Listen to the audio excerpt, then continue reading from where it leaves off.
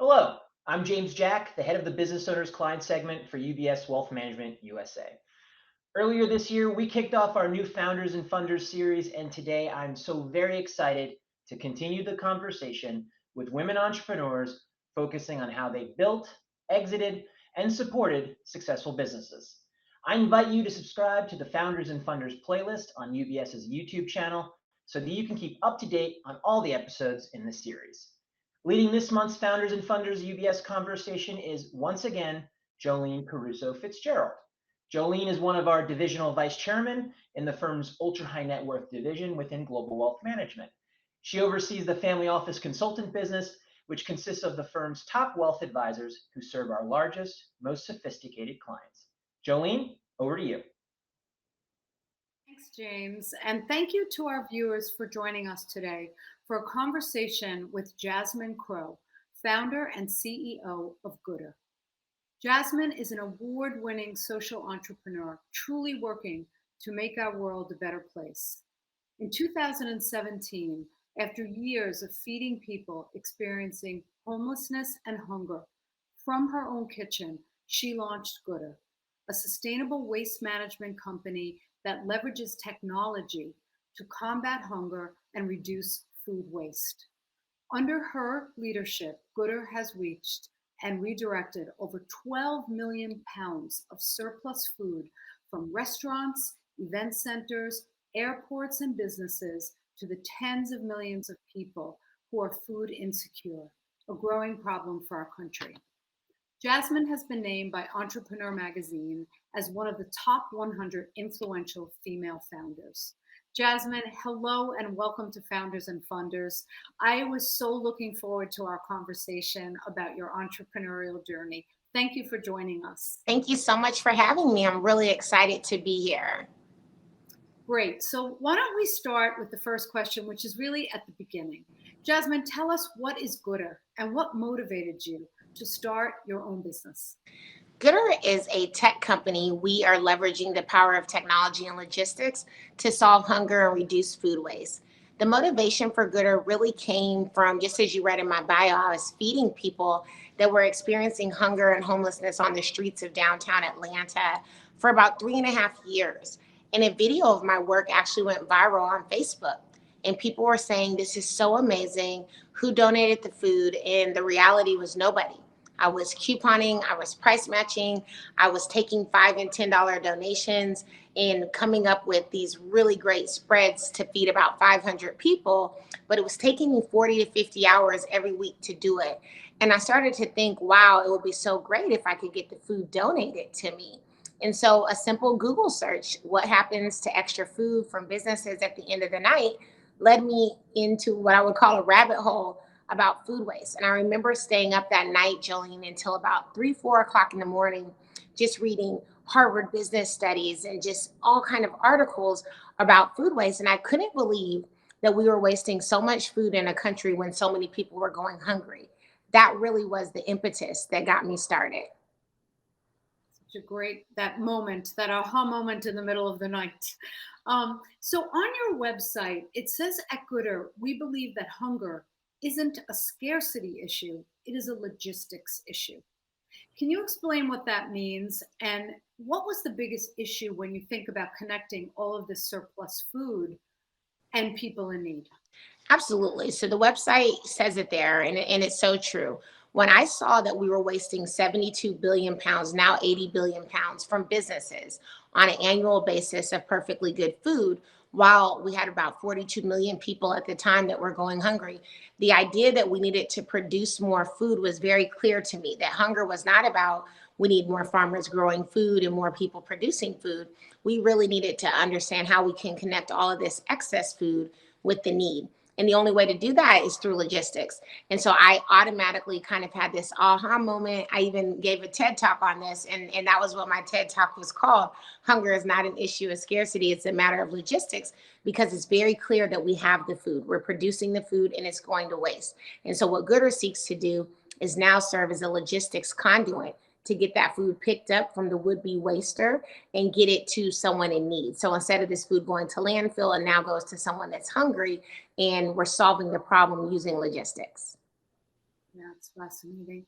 So, Jasmine, I know that even in our own New York City right here, there are a couple of nonprofits that are very active in securing food waste from the restaurant industry in particular. How do you differentiate Gooder from the nonprofits that exist in this segment? Is it your technology? How do you think about that? Yeah, I mean, I have a background in the nonprofit social impact space. So for years before I ever started Gooder, I ran a consultancy where I helped celebrities launch and run their nonprofits. So I was very strategic in making Gooder a business. And right away, I think I saw myself as a waste management provider. And I saw us as helping businesses first and foremost reduce waste.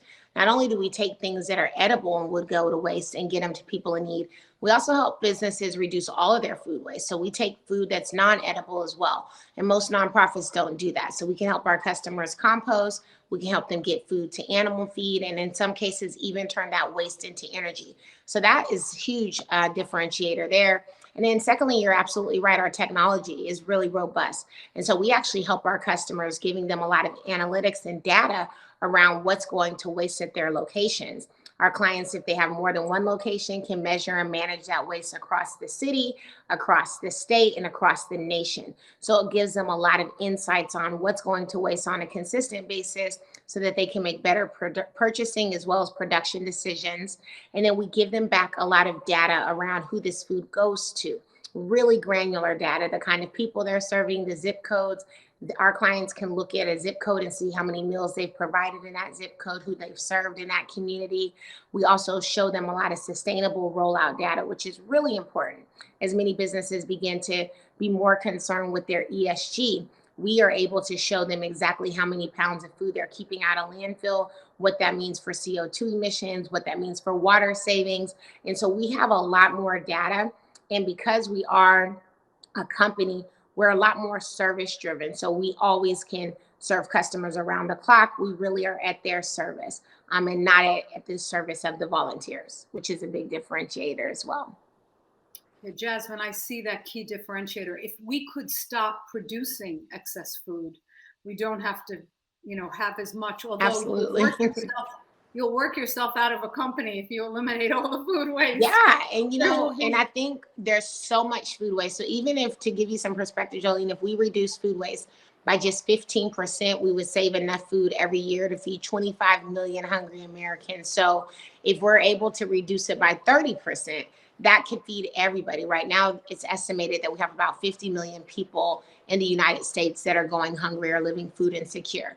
So even a small reduction in the waste is going to be a huge win for us. I don't know if it'll be done in my lifetime, but I definitely hope I can make a huge dent, because food waste is so great that if it was actually a country by population, it would be the third largest country in the world. So it's a lot of waste, to give you some perspective. Yes, thank you.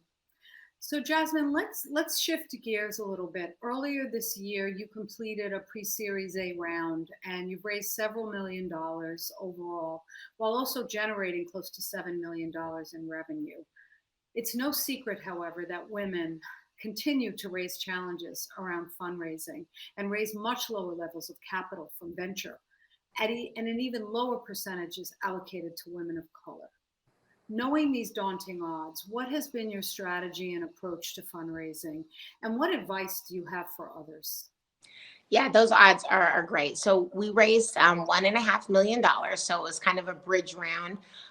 Gooder, traditionally has been extremely capital efficient. And you said it right there, Jolene. The numbers don't lie, right? We know that women of color are raising about less than 1% of all venture capital. Women as a whole are raising 2%. So one of the things that I really began to focus on when I started thinking about I need to raise capital to have my business is knowing that if the capital didn't come as fast or as plentiful as it would if I was a male, right? I needed to have a backup plan. And for me, that backup plan was customers. It was revenue. I would tell my team, like, we've got to get clients, we've got to get more contracts. Our customers are going to be our greatest investors. And what I knew is if we focused on revenue, investors would come. Now my strategy is, I like to get, warm introductions. So no just cold outreach. I love when people say, I want to introduce you to this amazing founder. I also have a number in the back of my head of what I believe Gooder is valued at. And so if an investor ever says, hey, we want to give you this valuation, I know the number that we are worth. And I know how to work our way to even being valued at more, and actually how to speak to why we're valued at the number that I've set for us. I also am very strategic in my outreach. So creating almost an investor pipeline, and almost as I would sell to customers, selling to investors, making notes of how that meeting went. If I were going to meet again, if they're committed, if they express soft interest, if this is like a cold lead. So really kind of keeping that wheel going is a big one for me. That's great.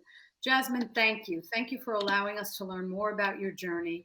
To our audience, please stay tuned for part 2, where we'll talk about how Jasmine views the evolution of her business and where she sees it in the future.